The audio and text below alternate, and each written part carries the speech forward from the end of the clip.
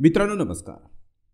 मित्रांनो, आपल्या महाराष्ट्र राज्य मंत्रिमंडळाची 10 जानेवारी 2024 रोजी बैठक झाली आणि मग या बैठकीमध्ये काही महत्त्वाचे निर्णय हे घेण्यात आलेले आहे। या संदर्भातील जी PDF आहे ती तुम्हाला समोर स्क्रीनवरती दिसत आहे। मग मित्रांनो, ही जी बैठक झाली आणि या बैठकीमध्ये जे काही महत्त्वाचे निर्णय हे घेण्यात आलेले आहे याबद्दलची थोडक्यात का होईना माहिती आपल्याला एक सुज्ञ नागरिक म्हणून असणे अत्यंत गरजेचे आहे आणि मग त्या अनुषंगानेच हा व्हिडिओ मी बनवलेला आहे। मग मित्रांनो, हे जे निर्णय आहे यातील जो पहिला निर्णय आहे तो म्हणजे राज्यात नागरी भागातील अतितीव्र कुपोषित बालकांसाठी नागरी बाल विकास केंद्र योजना सुरू करण्यास महाराष्ट्र राज्य शासनाने मान्यता ही दिलेली आहे। आता मित्रांनो लक्षात घ्या, राज्यातील जे ग्रामीण भाग आहे त्या ग्रामीण भागातील अतितीव्र कुपोषित बालकांच्या कुपोषणावर उपाययोजना करण्यासाठी अंगणवाडी स्तरावर ग्राम बाल विकास केंद्र योजना ही कार्यान्वित आहे। आता दिवसेंदिवस राज्यात नागरीकरणाचे प्रमाण हे वाढत आहे। निम्म्यापेक्षा अधिक लोकसंख्या नागरी भागात राहत असल्याने नागरीकरण क्षेत्रातील अंगणवाड्यांमध्ये अतितीव्र कुपोषित बालकांच्या संख्येत देखील मग वाढ होत असून ग्राम विकास केंद्राच्या धर्तीवरच नागरी बाल विकास केंद्र सुरू करण्यास आता महाराष्ट्र राज्य शासनाने मान्यता ही दिलेली आहे। यानंतरचा जो पुढचा महत्त्वाचा निर्णय आहे तो आनंदाच्या शिद्यासंदर्भात आहे।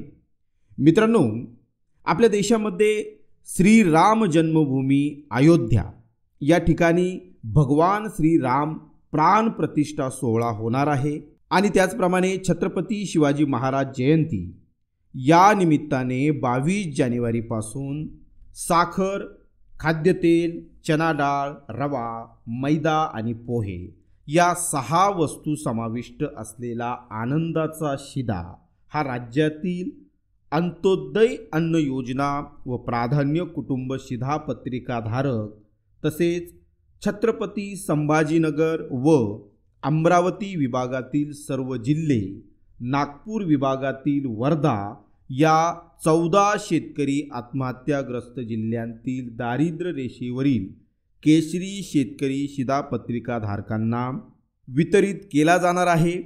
मग मित्रांनो, हा जो आनंदाचा शिधा आहे यामध्ये जे प्रमाण आहे साखरेचं ते 1 किलो, खाद्यतेल 1 लिटर, त्याचप्रमाणे चना डाळ, रवा, मैदा व पोहा प्रत्येकी अर्धा किलो याप्रमाणे असणार आहे आणि या 6 वस्तूंचा समावेश या आनंदाच्या शिद्यामध्ये असणार आहे आणि याची किंमत ही केवळ 100 रुपये इतकी असणार आहे।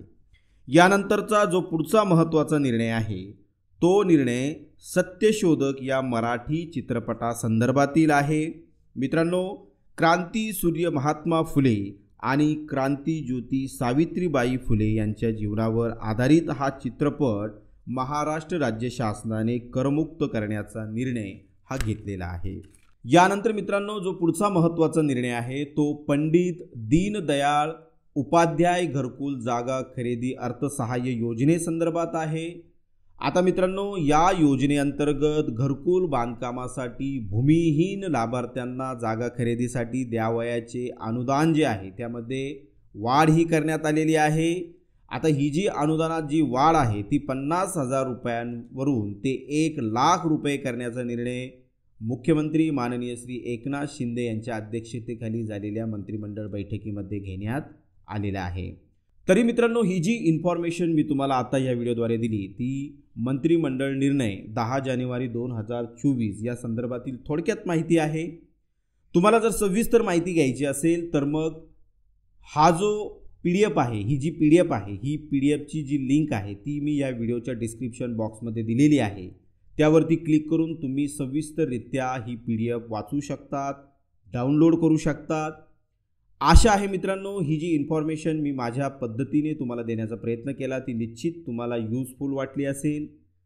आशा करतो मित्रांनो हा व्हिडिओ तुम्हाला नक्कीच आवडला असेल। जर मित्रांनो हा व्हिडिओ तुम्हाला आवडला असेल तर नक्कीच लाईक करा, कमेंट करा आणि जास्तीत जास्त या व्हिडिओला आपल्या सर्वसामान्य नागरिकांपर्यंत देखील शेअर करा।